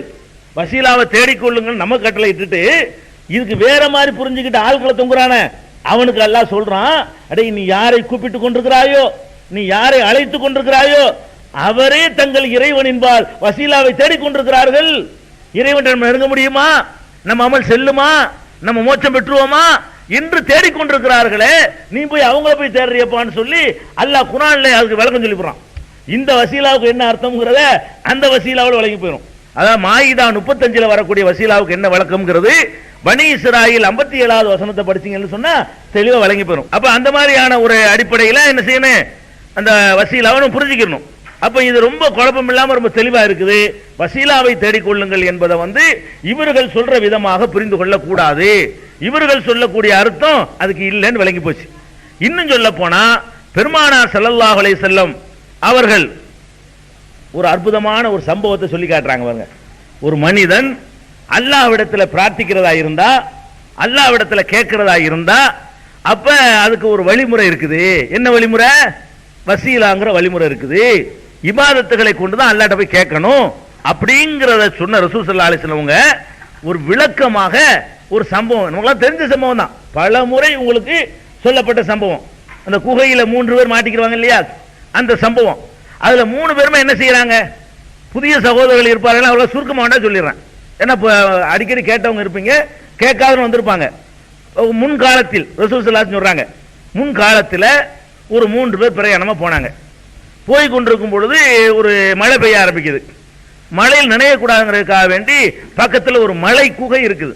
குகைக்குள்ள போய் தஞ்சம் அடைஞ்சுக்கிட்டாங்க. மழை விட்டோன்னு வெளியே வருவோண்டு உள்ள அடைஞ்ச உடனே வேகமா மழை பெய்யுது. மேலே இருந்து ஒரு பாறை மடமடன்னு உருண்டு வந்து சொல்லி வச்ச மாதிரி அந்த குகை வாசல் அடைச்சிருச்சு. அது விழுந்து சக்குன்னு வந்து விழுவுது. அந்த எந்த வழியா உள்ள போனாங்களோ அந்த வழியில வந்து டக்குன்னு நின்றுச்சு. நின்றா வெளியே வர முடியல. 3 பேரால தள்ள முடியாத அளவுக்கு பெரிய பாறை. இந்த பாறை எவ்வளவு பெரிய சைஸ்னா இந்த 3 பேரும் தள்ளி என்ன செய்ய முடியல, வெளியே எத்த முடியல. கொஞ்சம் பெரிய சைஸ் பாறையா இருக்குது. அப்ப அந்த 3 பேர் என்ன முடிவு பண்ணிட்டாங்க, பாறையில மாட்டிக்கிட்டோம். ஏதோ கொஞ்சோன்னு ரொட்டி வச்சிருந்திருப்பாங்க, கொஞ்சம் தண்ணி வச்சிருப்பாங்க. இது எவ்வளவு நேரத்துக்கு ஓடும், கொஞ்ச நாளைக்கு 1 நாள் 2 நாள் வண்டி ஓடும். அதுக்கப்புறம் மண்டை போட்டுற வண்டி தான், முடிஞ்சு வச்சு கதை. இங்க அக்கம் பக்கத்து கூட இருக்க போகுது, இங்க இருந்து கத்துனா விளங்காக போகுது. குகையில வந்து மாட்டிக்கிட்டாங்க. பிரயாணம் பண்ணுங்க, காட்டுல இருக்கிற குகை, அந்த வழியா யாராச்சும் வந்தா தான் உண்டு.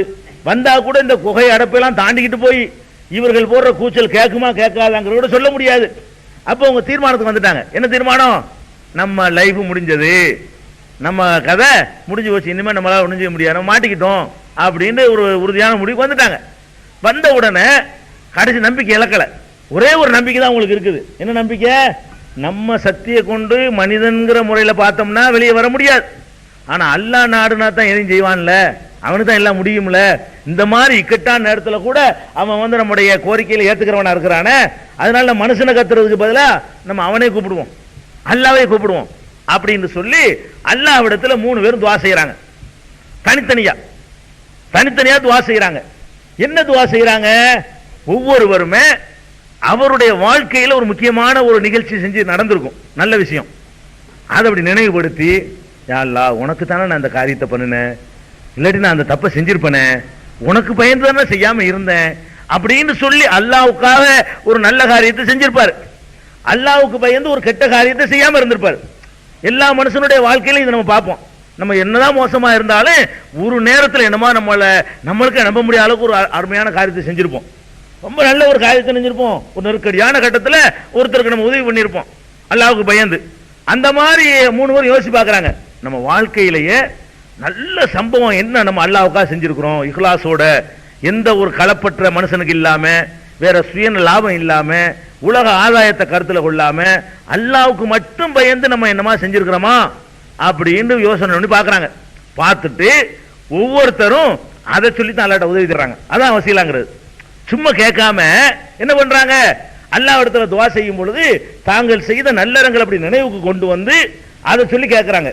ஒருத்தர் கேட்கிறாரு, எப்படி கேட்கிறாரு, யா அல்லாஹ் எனக்கு நீ நிறைய காசு பணத்தை கொடுத்திருந்த, நல்ல வசதியான வாழ்க்கையை தந்திருந்த, எனக்கு பக்கத்துல வந்து என்னுடைய சித்தப்பா மக இருந்தா, அவளை நான் வந்து முறைகேடா கல்யாணம் பண்றதுக்கு இல்ல, முறைகேடாக அடைவதற்கு நான் என்ன செஞ்சேன், ஆசைப்பட்டேன், அவ அதுக்கு ஒத்துக்கறல. ஒரு கட்டத்தில் அவளுக்கு சரியான வறுமை வந்துருச்சு, என்கிட்ட நல்ல செழிப்பா இருந்துச்சு, என்னுடைய உதவியை தேடி அவ வந்த நேரத்தில் நான் வந்து என்ன வேணாலும் செஞ்சிருக்கலாம். அவளும் அதுக்கு வந்து அந்த வறுமை வந்து அவளை அந்த நிலைக்கு என்ன செஞ்சு அவளை தள்ளிருச்சு. கடைசி கட்டத்தில் நாங்க ரெண்டு பேரும் ஒன்றா இணையக்கூடிய நேரத்தில் அல்லாஹ் பயந்துக்கன்னு ஒரு வார்த்தை சொல்லிவிட்டாவ. சொன்ன உடனே உன்னுடைய பயம் தான் எனக்கு வந்துச்சே தவிர அந்த நேரத்தில் யாரும் பார்க்கல, யாருக்கு தெரியவும் போறது இல்ல, நான் தப்பு பண்ணிருக்கலாம், இருந்தாலும் நீ பார்த்துக்கிட்டு இருக்கிறிய, அல்லாஹ் பயந்து கொண்டு ஒரு வார்த்தை சொன்ன பிறகு நான் எப்படி அந்த மாதிரி செய்ய முடியும் அப்படின்னு சொல்லி பயந்து, உனக்கு பயந்து நான் அல்லாஹ் நான் வந்து தப்ப நான் செய்யல, உனக்காகத்தான் நான் விளையிக்கிட்டேன். அந்த பெண்ணுடைய வறுமையும் கூட அதுக்கு அவளை உடன்பட வச்சிருந்துச்சு, கொஞ்சம் நான் கொஞ்சம் நிர்பந்தப்படுத்திருக்க முடியும். அல்லாஹ் பயந்து கொண்டு சொன்னாலே தவிர எங்க அத்தாட்ட சொல்லிடுவேன், எங்க அம்மாட்ட சொல்லிடுவேன் சொல்லல. அல்லாஹ் பயந்து கொண்டு சொன்னது கேட்டுதான் அடைஞ்சேன், அந்த தப்புல இருந்து நான் விலகி கொண்டால, இதை நான் உனக்காக செய்ததை நீ புரிந்து கொண்டாயானால் எங்கள் இந்த துன்பத்திலிருந்து விடுவிச்சிடலான்னு ஒருத்தர் கேட்கிறார். அப்ப கேட்கும்போது என்ன சொல்லி விளங்க சும்மா கேட்கல, தந்திரம் கேட்கல, நான் உனக்கு என்ன செஞ்சோம் சொல்றாரு. பாயிண்ட் விளங்குதுல. நம்ம வாட்டுக்கு நம்ம அல்ல வேலைக்காரன் அப்படி கேட்கணும். வேலைக்காரன் தான் என்ன செய்யணும், முதலாளிட்ட கேட்ட எப்படி கேட்கணும், இதை செஞ்சுட்டு கேட்கணும். இன்னும் முதலாளி 10 வருஷமா உங்கள்கிட்ட நான் வேலை செய்யறேன் வேற அப்படி சொல்லி கேட்கலாம். வேலைங்க அப்படிதான் கேட்கணும். முதலாளிட்ட கேட்கணும் அப்படிதான் கேட்கணும். முதலாளி வேலைக்காரன் கேட்கும்போது கேட்க மாட்டாரு, போயிடா சம்பளம் வேண்டும் அவ்வளவுதான். இல்லையா? நம்ம அல்ல என்ன நினைக்கிறோம், வேலைக்கார மாதிரி. ஒரு மனுஷனுக்கு முதலாளிக்கு கூட நம்ம எல்லாம் செய்ய நினைக்கிறோம். ரப்புல் ஆலமீன் முதலாளிக்கு நம்ம ஒன்றும் செய்ய மாட்டாகலாம். அவன் துளுமான மாட்டாகலாம், அதெல்லாம் முடியாது. நோன்பு போய் மாட்டேன், வயிற்று வலிக்கு எல்லாம் போய்க்கிரு, கொஞ்சமாவது நியாயம் இருக்கா இதுல? அவன் சொன்ன ஒன்னும் கேட்க மாட்டேங்கிற, தர்மம் கூட அதெல்லாம் கொடுக்க மாட்டேன், புறம் பேசுறதெல்லாம் பேசுவேன், பொய் சொல்லத்தான் செய்வேன், எனக்கு ரிஸ்க் கொடு அப்படின்னு வேலைக்காரனா? நீ என்ன அல்லாஹ் ரப்பா எஜமான நினைக்கிறியா வேலைக்காரன் நினைக்கிறியா? அப்ப ரப்புல் ஆலமீன் நம்ம கேட்கறதா இருந்தா நம்ம என்ன செய்யணும்? இந்த கேட்டார்ல ஒரு மனுஷன்ல என்னங்க செய்யுங்க, மனுஷனுக்கு கொடுக்குற மாதிரியே அல்லாஹ் கொடுக்கலங்க, தாண்டில கொடுக்கணும். ஒரு மனுஷன் 1000 ரூபாய் சம்பளம் தர்றதுக்காக வேண்டி அவன் எல்லா வேலையும் செய்யறீங்க, தயாரா இருக்கிறீங்க, சொன்ன வேலையெல்லாம் சுட்டி காட்டி அந்த போனஸ் கேட்கும் பொழுது எவ்வளவு கெஞ்சி கேட்கறீங்க. அந்த மாதிரி என்ன செய்யணும், கேட்கணும். அவர் கேட்டுறாரு. கேட்ட உடனே பாருங்க அந்த குகை கொஞ்சம் விலகுது, கொஞ்சம் விலகுன்னு வெளியெல்லாம் வர முடியாது. என்னது, காற்றோட்டம் இருக்கும், லேசா வெளிச்சம் வரும், அவ்வளவுதான் இருக்குமே தவிர லேசா ஒரு கீரல் மாதிரி ஒரு இடைவெளி கிடைக்குது, கொஞ்சம் அந்த விலகுது. அதுக்கு அடுத்து இன்னொருத்தர் கேட்கிறாரு. இன்னொருத்தர் என்ன கேட்கிறாரு, யா அல்லாஹ் எனக்கு பெற்றோர்கள் இருந்தாங்க, வயசான தள்ளாத காலத்துல வயசானவங்க இருந்தாங்க, முதியவர்கள் இருந்தாங்க, அவர்கள் சாப்பிடாம நான் சாப்பிடக்கூடாது என்ற ஒரு பாலிசியை கடைபிடிச்சு வந்தேன். அவங்க சாப்பிட்டு தான் நான் சாப்பிடுவேன், பெற்றோர் சாப்பிடாட்டி நான் சாப்பிடுறது இல்லை. அவர்கள் வயிறார சாப்பிட்ட பிறகுதான் நான் சாப்பிட்டுக்கிறேன். இதுதான் என்னுடைய வழக்கமா இருந்தது. ஒரு நாள் நான் வருவதற்கு லேட் ஆயிடுச்சு, வீட்டுக்கு வர பெற்றோர் தூங்கிட்டாங்க சாப்பிடாமலேயே. நான் சாப்பாடு கொண்டு வர்றது உழைச்சி சம்பாரிச்சு கொண்டு வர, அன்றாட கூலி அவர் பால் கறந்து அதை கொண்டு வருவாரு. நான் வர்றதுக்குள்ள அவங்க தூங்கிட்டாங்கல்ல, நான் வந்து அதை தூங்கிட்டாங்கல்ல, நான் சாப்பிட்டுருக்கலாம், இருந்தாலும் நான் சாப்பிடல.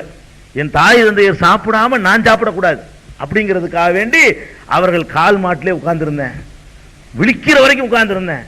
இது யாருக்கும் பயந்துட்டு அவங்களுக்கு பெரிய பலம் இருக்குன்னு நினைச்சு நான் செய்யல. ஏன் தெய்வம் அவங்க இருக்கிறாங்க. ஒரு காலத்தில் அவங்களுக்கு நான் பயந்தேன், இப்ப அந்த நிலைமையா நான் சம்பாரிச்சு அவங்களுக்கு கொடுக்குறேன்.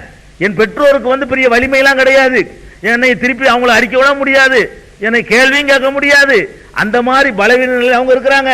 அல்ல ஊர்ல ஜமாத்துல கூப்பிட்டு ஏன்டா முதல்ல நீ சாப்பிட்டேன்னு கேட்க மாட்டாங்க. அப்படி கட்டுப்பாட்டுக்கு யாருமே இல்லை. நான் ஒரே ஒரு பயத்தினால அப்படி செஞ்சேன். நான் அப்படி செஞ்சதுக்கு ராத்திரி பூரா நான் சாப்பிடாம இருந்து இருக்குன்னு கேட்டா உன்னுடைய பயம், நீ உங்க தாய் தகப்பனு கொடுக்காம நீ திண்டியடான்னு கேட்பிய, உனக்கு பயந்துதான் அன்னைக்கு ராத்திரி முழுசு நான் பட்னியா இருந்தேன். தாய் தந்தையர் சாப்பிட்ட உடனே நான் சாப்பிடுவேன் அப்படிங்கிறதுக்காக வேண்டி சபதம் ஏற்ற மாதிரி நான் அன்னைக்கு இருந்தனால இது நான் யாருக்கு எதுக்கு பயந்து இருந்தேன்? எவன் என்னை வற்புறுத்தினா? எவன் எனக்கு இந்த மாதிரி செஞ்ச 1000 ரூபாய் தரேன்னு சொன்னா? ஒண்ணும் இல்ல. எவன் 10 காசு தரேன்னு சொல்லவும் இல்லை, எவன் என்னை பயங்காட்டவும் இல்லை. உன்னுடைய பயம் மட்டும்தான் எனக்கு உள்ளத்துல இருந்துச்சு அந்த நேரத்துல. அந்த நேரத்தில் வர எந்த எண்ணமும் என் உள்ளத்துல இல்ல அல்லான்னு சொல்லி அவர் அதை சொல்றாரு. உண்மையில அப்படி இருந்திருக்கு. அல்ல அந்த உள்ளத்தை பார்க்க அவனுக்கு தெரியுமே. உடனே இன்னும் கொஞ்சம் அந்த பாறை என்னஞ்சாலா விளக்குறான். விளக்குறவுடனே ஓரளவுக்கு செத்து போயிட மாட்டோங்கிற நம்பிக்கை வந்துருச்சு. ஆனா ஆள் வர்ற அளவுக்கு விளக்கல, கொஞ்சம் விலகிருச்சு. முந்தி இருந்தோட கொஞ்சம் கூட விளங்கிருச்சு. ஏதோ காத்தோட்டமா வெளிச்சம் கழிச்சு நல்லா இருக்குது, ஏதோ சத்தம் போட்டாலும் வெளியிலிருந்து விளங்குற அளவுக்கு கொஞ்சம் வழி கிடைக்குது. ஆனால் மனுஷன் வெளியேற அளவுக்கு இல்ல, மனுஷன் வெளியேறி வர்ற அளவுக்கு அந்த வாசல் திறக்கப்படல. அடுத்தவர் கேட்கிறாரு, அல்லாஹ் என்ன வந்து ஒருத்தன் வேலைக்கு சேர்ந்தான், கூலி வேலை, விவசாய கூலி வேலை பார்த்தான், கூலி வாங்காமே போயிட்டான். நாளைக்கு வரேன்னு போனோம், ஆள் வரவே இல்லை. கொஞ்ச நாள் வேலை பார்த்துருக்குறான், வேலை பார்த்ததுக்கான கூலி வாங்கலை. நாளைக்கு வாங்குறேன்னு போனா இதை வேலையை மறந்துட்டானோ இல்லை இங்கே வேற அதோட முக்கியமான வேலையை போயிட்டான். நான் ஒரு நாள் பார்த்தேன், 2 நாள் பார்த்தேன், ஒரு வாரம் பார்த்தேன், ஒரு மாதம் பார்த்தேன், ஆளே வரல. அப்புறம் அவன் கூலியை வச்சுக்கிட்டு என்ன செய்யறது அப்படின்னு சொல்லி அவனுக்கு இதனுடைய நன்மைகள்லாம் சேரட்டும் நீயத்தில் நான் அந்த பணத்தை கொண்டு ஒரு ஆட்டை வாங்கி விட்டேன். ஒரு ஆடு 10 ஆடா போச்சு, 10 100ஆ போச்சு. அப்புறம் ஆடு மாடு ஒட்டகம் பண்ணைகளாக பெருகி போச்சு. அது மாட்டுக்கு தாறுமாறா அள்ளி போட்டான் பலர்கள் இவன் நீயத்துக்காக வேண்டி. ஆனா என்ன நீயத்தில் வாங்கியிருக்கிறான், அவன் ரூபாய் கடனா எடுத்துக்கணும்னு எடுக்கல.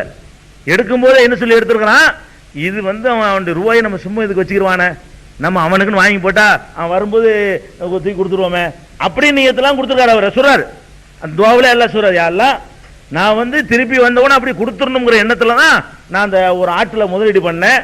அது என்னடாண்டா எங்கேயோ போய் தாறுமாறா வளர்ந்து போச்சு. கடைசியில் வந்துட்டான். அவன் வந்தவன என்னுடைய ரூபாய் கொடுத்துருப்பா, ஒரு 10 வருஷம் முன்னாடி உன்ட்ட வேலை பார்த்தேன், ஒரு வாரம் வேலை பார்த்துட்டு காசு வாங்காம போயிட்டேன், அந்த ரூபா உன்ட்ட இருக்குது, அது தந்துருன்னு சொல்லி என்கிட்ட கேட்டான். அந்த நேரத்தில் நான் சொன்னேன், இந்த ஆடு மாடு ஓட்டுற எல்லாத்தையும் தள்ளிட்டு போ அப்படின்னு சொன்னேன். அவன் சொன்னான், ஏண்டா கேலி பண்றியா, கேலி தான் நினைப்பாங்க. 1000 ரூபா கூலி தரணுமா கேட்டா இந்த 5 லட்ச ரூபா எடுத்துட்டு போ அப்படின்னா கிண்டல் பண்ண நினைச்சுக்குவாங்க. அது தரமாட்டேன்னு சொல்லப்போ எதுக்கு கிண்டல் பண்ற அப்படின்னு தான் சொல்றாரு. இது கிண்டல் ஏன்னா நம்ப முடியல அவருக்கு. இந்த ஆடு மாடு ஓட்டு அம்புட்டியும் ஓட்டிட்டு போட்டா கிண்டல் மாதிரி தானே இருக்குது. அப்ப கிண்டல் பண்றியான்னு அவன் கேட்டான். கிண்டல்லாம் இல்லப்பா, உண்மையா தான் சொல்றேன் அப்படின்னு சொல்லி நான் எல்லாத்தையும் ஓட்டி விட்டுட்டேன் சொல்றாரு. நான் இப்படி முடிவு எடுத்தது எனக்கும் உனக்கு மட்டும் தான் தெரியும் சொல்றாரு. நான் இப்படி ஒரு முடிவு எடுத்தேனே அவனுக்கு தெரியாது. அவன் வந்தவன இவ்வளவு பெருகி போச்சு, நான் அசலை மட்டும் கொடுத்து விட்டுருக்கலாம் அவன்கிட்ட. அவன் எவ்வளவு ரூபா கூலி கொடுக்கணுமோ அதை கொடுத்து விட்டாலே அவன் பெரிய சந்தோஷமா போயிருப்பான். அதுலயே அவனுக்கு மகிழ்ச்சி ஏற்பட்டிருக்கும், அதுலயே முழுசா பூரிச்சு போயிருவான். இதை நான் கொடுக்கணும்னு எந்த அவசியமும் இல்லை. எவன் என்ன கேட்க இயலாது, நான் எந்த அக்ரிமெண்ட் யார்த்தையும் போடல, ஊர் புறம் தம்பட்ட அடிக்கவும் இல்லை. உனக்கும் எனக்கும் தெரியும், அவ்வளவுதான். இப்படி நான் முடிவு எடுத்தது உனக்கு தெரியும், அப்புறம் எனக்கு தெரியும், வேற யாருக்கும் தெரியாதல்ல. நான் எதுக்கு புடவைந்தி கொடுத்தேன், கொடுக்க முடியுமா? எத்தனை பேர் நான் பார்க்கிறோமே, ஏழ்மையா இருக்கும்போது நேர்ச்சி பண்ணுவான், யாரெல்லாம் எனக்கு மட்டும் நீ 1 லட்சம் ரூபாய் கொடுத்துட்டீங்கன்னா ஒரு 25,000 உனக்கு தந்துருவேன் அப்படிமா. தரமாட்டான்னு நினைச்சு சொல்றதுதான். கொடுத்துட்டான்னு வைங்கள 25 கொடுப்பானா, 25 ரூபா செலவுக்கு தேவை இருக்கு, நம்ம ஒரு 500 ரூபா போடுவோம், 25,000 ரூபாய் இப்படி கொடுக்கறது மகரமா இல்லையா? அல்லாஹ்விட்ட இப்படி துவா செஞ்சு ஏழ்மையில் இருக்கும்போது அப்படி நியத்து பண்ணாலும் எத்தனை பேர் இருக்கிறான். பணக்காரன் ஆன பிறகு அதை நிறைவேற்றினது கிடையாது. 1000ல் ஒருத்தவங்க இப்படி தர மாட்டான். ஏழ்மையில் இருக்கும்போது எல்லாம் நீ கொடுத்தேன்னு சொன்னா அப்படி அள்ளி அள்ளி கொடுக்குற கரமா நான் இருப்பேன், கொடுத்து சாப்பா போயிடும். அந்த மாதிரி கொடுத்து வந்த கரத்துக்கு சொந்தக்காரனை போக நல்லா குடும்பம் கொடுத்தவனா என்ன நடக்குது மறந்துடுறான், அவ்வளவுதான். அந்த பணத்தை பணம் தான் அளவு கொள்ளுங்க மனுஷனை உரசி பார்க்கறதுக்கு. அதுல விழுந்துட்டானா முடிஞ்சது, கம்ப்ளீட், ஆள் அவுட், முடிஞ்சு வச்சு. எது நம்ப முடியாது, காசுல நம்பிக்கை இழந்தா மொத்தத்தில் அவுட், ஆள் கரெக்ட் இல்லைன்னு அர்த்தம். இதான் மனுஷனை சோதிச்சு பார்க்கிற பெரிய இது. முதல்ல ஃபர்ஸ்ட் பணம், அது கீழே எவனும் விழுந்துருவான், எப்படிப்பட்ட கொம்பனா இருந்தாலும் அப்படின்னு 100 ரூபாயில விழுவாட்டி ஒரு 1000 ரூபாயில விழுந்துருவான். 1000ல் விழுவலன்னா விழுவ மாட்டான்னு அர்த்தம் இல்ல, உரிய ரேட்டு கொடுக்கலன்னு அர்த்தம். 10,000க்கு விழுந்துருவான். 1000ல் விழுவாத ஒருத்தன் இருந்தா கூட என்ன செய்யல, 1000 அவனுக்கு சின்னதா தெரியுது அவ்வளவுதானே தவிர 10,000 கொடுத்தா விழுந்துருவான். 1 லட்சம் ரூபா கொடுத்து உங்களுக்கு யாரை விலைக்கு வாங்கணும் சொல்லுங்க பார்ப்போம். யாரை வாங்கிட்டு வரணும், யாரை வேணாலும் வாங்கிட்டு வரலாம். அதான் இன்னைக்கு நம்ம உலகத்தில் கூட நிலைமை. ஆனா இந்த மனுஷனை பத்தியலா கொஞ்சம் கூட அசைக்கல, இருந்தால இப்படி ஓட்டி விடுறாருங்க. ஆடு போய்கிட்டு எப்படி இருக்கு, உசுரே போற மாதிரி இருக்கு. நமக்கெல்லாம் நம்மளா இருந்தோம்னு சொன்னா ஆடு போற மாதிரி இருக்காது, நம்ம உசுரே போற மாதிரி தெரியும். ஆடு போகுது, போயிட்டு ஓட்டிட்டு போ, மாடு இந்த ஓட்டிட்டு போ, இந்த ஒட்டம் ஓட்டிட்டு போ சொன்ன அல்ல, நான் உனக்காகத்தானே செஞ்சேன், எங்களை காப்பாத்தலாங்கிறாரு. இன்னும் கொஞ்சம் விலகுது இந்த குகை பாரு, இன்னும் கொஞ்சம் விலகுது, விலகுறோன்னா வெளியே வர்ற மாதிரி ஆயிடுச்சு. சந்தோஷமா 3 பேரும் வெளியேறி விட்டார்கள் பெருமானார் ஸல்லல்லாஹு அலைஹி வஸல்லம் ஒரு உருவகமான ஒரு கதையை சொல்லி காட்டுறாங்க. இதுல நம்ம என்ன விளங்குறோம், அல்லாஹ்விடத்தில் நம்ம கேட்கிறது என்பது அவனை எஜமான் என்ற நிலையில் நீங்க வைத்து அவனுடைய மரியாதையை கொடுத்து அவனுக்கு செய்யற வணக்க வழிபாடுகளை எல்லாம் செஞ்சு அதுக்கப்புறம் கேளுங்க என்பதுதான் இந்த வசீலா தேடுங்கள் என்பதற்கு அர்த்தமே தவிர இவங்க நேர் மாத்தமா எதுக்கு அல்லாஹ் சொல்றான், மக்கள் நிறைய அமல் செய்யட்டும்னு சொல்றான். இவங்க எதுக்கு மாத்தி விட்டாங்கன்னா அமல் செய்யாதுன்னு மாத்தி விட்டாங்க, ஏறுக்குமா ஆக்கி விட்டாங்க. நீ ஒண்ணுமே செய்யாதப்பா, நீ யாரையாவது இப்படி தொங்கு அவர் உன்னை இழுத்துட்டு போயிடுவாருன்றாங்க. அப்ப அல்லாஹ் நம்மள்ட்ட எதுக்கா அந்த வசனத்தை உத்தரவு போடுறான், நல்லா நிறைய செய்யுங்கப்பா, யார் தயவுலையும் வென்றலாம் நினைச்சிடாதீங்கப்பா, நீங்க நிறைய தொழுவுங்கப்பா, நீங்க நிறைய நோம்பு நோருங்க, நிறைய ஜகாத் தான தர்மங்கள் பண்ணுங்க, நிறைய எனக்கு பயந்து நல்ல காரியங்களை செஞ்சு உலகத்தில் நல்லவனா வாழுங்க அப்படின்னு கட்டளை இடுற ஒரு வசனத்தை ஏருக்கு மாறா இவங்க விளங்கி ஒன்னும் செய்யாத நீ பாட்டுக்கு அப்படியாவே அவர் பொருட்டால் அப்படின்னு சொல்லுங்க. அப்ப நல்லா விளங்கிருச்சு. அல்லாஹ்ட்ட நெருங்குறதா இருந்தா வணக்கங்கள் மூலம் தான் நெருங்க முடியும். பெருமானார் ஸல்லல்லாஹு அலைஹி வஸல்லம் அல்லாஹ் சொல்வதாக சொன்னாங்க, ஆனா இந்த லன்னி அபுதி வ அன மாஹு ஹைது எதுக்குர்னி, என் அடியான் என்னை பற்றி எப்படி நினைக்கிறானோ அப்படி நான் இருப்பேன். அவன் என்னை நினைவு கூறும் பொழுது நான் அவன் கூடவே இருக்கிறேன். அல்லாஹ் நெருங்குறான் பாருங்க. எதுல நெருங்குறானா? தொழுகையில் நெருங்குறான்னு சொல்றோம். வஸ்தைனு பிஸ்ஸப்ரி வஸ்ஸலா, சபரின் மூலமாகவும் சலாத்தின் மூலமாகவும் உதவி தேடுங்கள்ங்கறான் ஒரு இடத்துல. இல்ல நம்ம கட்டளைறான் குர்ஆன்ல, நீங்கள் உதவி தேடுவதாக இருந்தால் வஸ்தைனு உதவி தேடிக்கொள்ளுங்கள், பிஸ்ஸப்ரி பொறுமையின் மூலமாகவும், வஸ்ஸலாத்தி தொழுகையின் மூலமாகவும் உதவி தேடுங்கள். அப்ப உதவி தேடுவதற்கு என்ன வேணும்? பொறுமை, தொழுகை, இந்த மாதிரி வணக்கங்கள் வேணும். zikr செய்வதன் மூலமாகவும் நெருங்கலாம்னு சொல்லி பெருமானார் ஸல்லல்லாஹு அலைஹி வஸல்லம் சொல்றாங்க. அனமாஹு ஹைது எதுக்குர்னி, என்னை அவன் நினைத்து பார்க்கும் பொழுது அவன் கூட நான் வந்திருக்கிறேன், நெருங்கிட்டான். என்னை மட்டும் அவன் நினைச்சு பார்த்தான்னு சொன்னா சுப்ஹானல்லாஹ்ங்கறானா நான் பக்கத்துல வந்துருவேன், அல்ஹம்துலில்லாஹ்ங்கறானா நான் வந்துருவேன் பக்கத்துல, அல்லாஹ் அக்பர்ங்கறானா நான் வந்துருவேன் பக்கத்துல, அஸ்தக்ஃபிருல்லாஹ்ங்கறானா வந்துருவேன், லா இலாஹ இல்லா அன்த சுப்ஹானக இன்னி குன்து மினல் ஸாலிமீன்ங்கறானா வந்துருவேன். அப்ப எப்பவெல்லாம் என்னை நினைச்சு பார்க்க நினைவு கூறானோ, கக்கூசுக்கு போகும்போது நினைச்சா கூட அங்கே உன்னோட இருப்பான். உள்ள போகும்போது குஃப்ரானக்கன்னு சொல்லிட்டு போறோமே, வெளியே வர்றோமே, அல்ஹம்துலில்லாஹ் இல்லதி அதுஹப அன்னில்லதா ஆஃபானிங்கிறோமே, அப்பவெல்லாம் ரப்புல் ஆலமீன் அவன் நினைச்சு பார்க்கறோம்ல, நினைச்சு பார்க்கும் பொழுதெல்லாம் நம்மளோட இருப்பான்னு சொல்றாங்களே. அப்ப அல்லாஹ்வை நெருங்கிறதுக்கு என்ன செய்யணும்? அவனுடைய திக்ரு, அவனுடைய வணக்கம், அவனை பற்றி சிந்தனை, அவனுடைய கட்டளைக்கு அடிபணிதல், இதன் மூலமாகத்தான் நம்ம நெருங்க முடியுமே தவிர எதுல நெருங்க முடியாது? அவர்னால இவர்னால இவர் அதெல்லாம் நடக்கவே செய்யாது. இது போக இன்னொன்னே நீங்க கவனிக்கணும். பொருட்டால் அடுத்தது இது அவுளியாட்டே போய் வாங்கி தர சொல்றது. இன்னொன்னு இருக்கு பாருங்களேன், இவர் பொருட்டால் ஏற்றுக்கொள்வாயாக, அவர் பொருட்டால் ஏற்றுக்கொள்வாயாகன்னு ஒரு கேள்வி துவா செய்யறான, இதை விட ஒரு கிறுக்குத்தனமானது ஒண்ணுமே இல்லைங்க. சிந்திச்சு பார்த்தீங்க இதுக்கு என்ன அர்த்தம்? இவர் பொருட்டால் தருவாய் என்ன மீனிங் என்ன? அதாவது நம்ம கேட்கறதா இருந்தா ஒரு முதலாளிட்ட போறோம், முதலாளிட்ட போய் நீங்க கேட்க போறீங்க, என்ன சொல்லி கேட்கலாம்? அவருக்கு நீங்க செஞ்ச உழைப்பை சொல்லி கேட்கலாம். கஷ்டமான காலத்தில் அவருக்கு பக்கபலமா நின்றீங்கல்ல அதை சொல்லி கேட்கலாம். ஒரு வருஷம் நஷ்டம் அடைஞ்சு போச்சு முதலாளி, போனஸ் கூட வேணான்னு நான் சொன்னேன், அது கூட மறந்துட்டீங்களே அப்படின்னு என்ன செய்யலாம்? கேட்கலாம். அப்ப நம்ம முதலாளிக்கு என்ன செஞ்சோமோ அதை நினைவுபடுத்தி சொல்லி அவற்றது நம்ம சலுகையை கேட்கலாம். நம்ம போய் முதலாளி நின்றுக்கிட்டு, முதலாளி அந்த இவர் இருக்கார்ல உங்க மருமவன், அவர் பொருட்டால் எனக்கு ஒரு 1000 ரூபா தாங்க, அவருக்காக உனக்காண்ட தரணும், அவருக்கு அவற்றில் கொடுப்பேன், நீ அங்க அல்ல கேட்க மாட்ட, முதலாளி கேட்க மாட்டாரா? இவன் கேட்கற எப்படி இருக்குன்னு அல்லாட்ட போய் கேட்கறான், ரசூலுல்லாஹ்வுக்கா எனக்கு தாங்க, ரசூலுல்லாஹ் பொருட்டால் தாங்க, ரசூலுல்லாஹ்வுக்கா உனக்கு ஏன் தரணுங்கிறேன்? நீ ரசூலுல்லாஹ்க்கு மாமாவா? மாமா மச்சனா இருந்தாலும் தர முடியாத, அங்க துன்யாவுல தர முடியும். மாமா மச்சனா இருந்தா கூட, பெத்த மகளா இருந்தா கூட கேட்க முடியாது, பாத்திமா நாய் கூட கேட்க முடியாது, யா அல்லாஹ் எங்க அத்தாவுக்கா எனக்கு தந்துரு, உங்க அத்தாவுக்கா நான் உனக்கு ஏன் தரணும்? ஒவ்வொரு மனுஷனும் குல்லி முறையின் பிமா கசப ரஹீன், ஒவ்வொரு மனுஷனும் அவன் செஞ்சதுக்கு பொறுப்பாளி. அது அல்லாஹ்வுடைய மார்க்கம். உலகத்தில் வேணா செய்யலாம், எங்க அத்தாவுடைய கூலி என்கிட்ட தாங்கன்னு மகன் போய் கேட்கலாம். அத்தா அப்ஜெக்ஷன் பண்ணாட்டி அவர் ஏற்கனவே சொல்லி வச்சு அதுவும் கிடைக்காது. என் மோகம் வருவான் தரத்தில் கொடுத்துறாதுன்னு போனார்னா அப்பவும் கிடைக்காது. எனக்கு எப்ப கிடைக்காது? அவர் ஒழுங்கா அப்ஜெக்ஷன் பண்ணாம இருந்தார்னு சொன்னா எங்க அத்தாவுடைய கூலி என்கிட்ட தாங்கன்னு கேட்கலாம். இது தவிர வேற ஏதாவது சம்பந்தம் இல்லாத கேட்க முடியுமா? அப்துல் கார் ஜிலானி நீ உனக்கு யார்? அவரு யாரும் இல்ல, நீ போய் என்ன பண்ற? யா அல்லாஹ் இந்த துவா அப்துல் கார் ஜிலானிக்கா ஏத்துக்க, நான் அவருக்காக ஏன் உனக்கு ஏத்துக்கிறேன்னு? அவருக்கு வேணும்னு அவர் கேட்பாரு, அவருக்கு நான் கொடுத்துருப்பேன், கொடுக்காம இருப்பேன், அவருக்கு நீ என்ன கேட்கிற? இது ஒரு கிறுக்குத்தனம், உளறல். இதுக்கு ஒரு அர்த்தமே கிடையாது.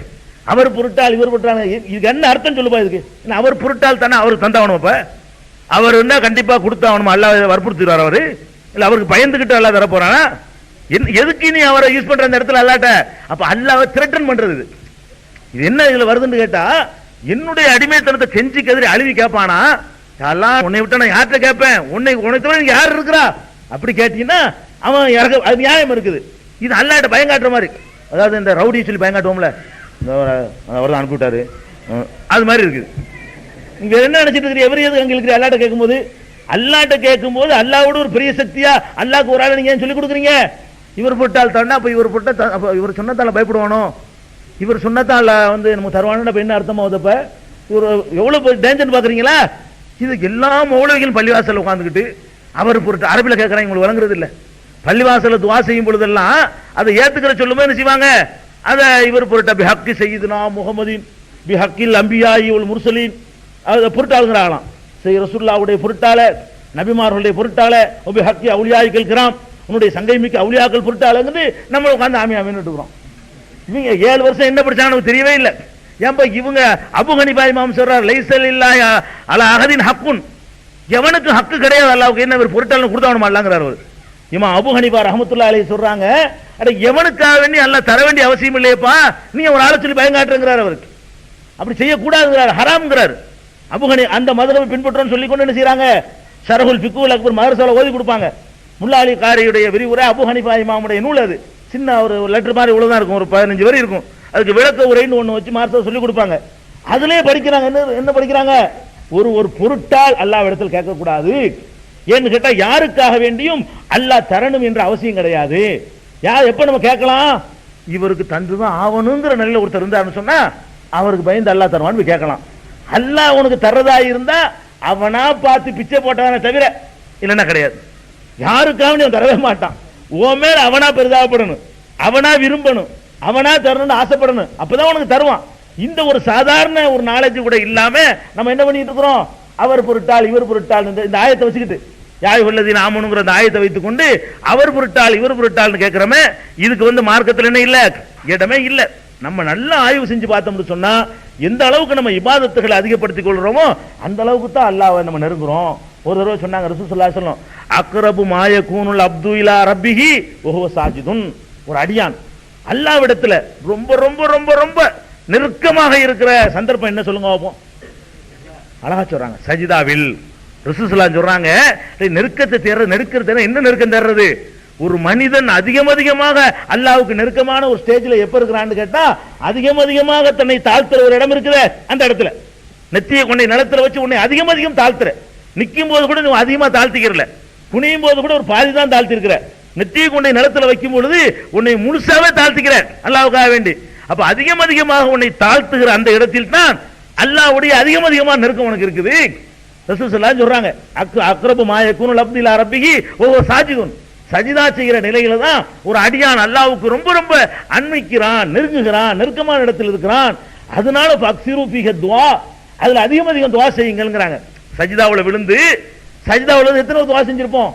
சஜிதாவில் எழுந்து உட்கார்ந்து கையேந்தி கேட்கிறதை விட சஜிதாவில் விழுந்து அல்லாஹ்விடத்துல கேட்கிறது ரொம்ப அல்லாஹ்வுக்கு நெருக்கமான இடத்துல உட்கார்ந்து கேட்டா சந்தோஷப்படுவான். நமக்கு நெருக்கமான கோலம் இதுதான், நமக்கு பிடிச்சமான காட்சி இதுதான். இந்த நிலைக்கு வந்துட்டான்ல, இப்ப கேட்கட்டும் நான் கொடுக்கிறேன் அப்படின்னு அல்லாஹ் சொல்றான்னு சொல்லி பெருமானார் ஸல்லல்லாஹு அலைஹி வஸல்லம் சொல்லக்கூடிய இந்த ஹதீஸ் சஹீஹ் முஸ்லிம்ல 350வது ஹதீஸா இடம்பெற்றிருக்கிறது. இது மாதிரி நிறைய நீங்க தேடி பார்க்கலாம். அல்லாஹ்வை நெருங்குறதா இருந்தா தொழுகை, நோன்பு, திக்ரு, துஆ, தஸ்பீஹ், சஜிதா, ருக்கு, கிராத், குர்ஆன் ஓதுதல், இது மாதிரியான வணக்க வழிபாடுகளை கொண்டு மட்டும்தான் ஒருவன் மோட்சம் அடைய முடியுமே தவிர அவர் பொருட்டால இவர் பொருட்டால அன்னாருக்கு இன்னாருக்காக இந்த மாதிரியான விஷயத்தை விட்டுன்னு வசீலாவுக்கு ஒரு தப்பான அர்த்தத்தை பிடித்துக் கொண்டு இறந்து போனவர்களை எல்லாம் நம்ம அழைக்கலாம்னு சொல்லிக் கொண்டிருக்கிறார்கள்.